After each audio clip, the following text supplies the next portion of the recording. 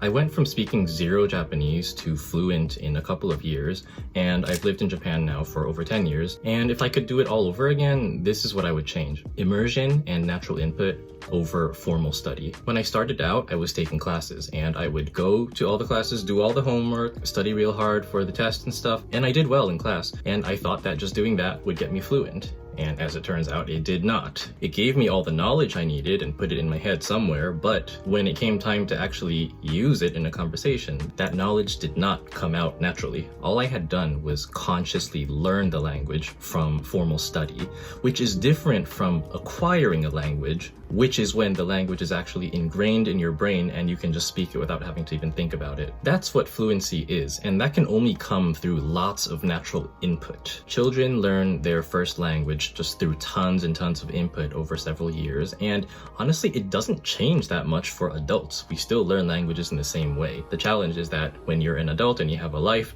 it's hard to be constantly inputting Japanese in your brain every hour of the day because you have other things to do. But it is possible, and it took me too long to figure this out, but I eventually built like a mini Japan right at home where I would only consume Japanese media, only play games in Japanese, only listen to Japanese music, and that's what did it for me. That's what turned my Japanese from broken textbook Japanese to actual usable conversational Japanese. You can do this at home too. All you need is YouTube or Netflix and you're good to go.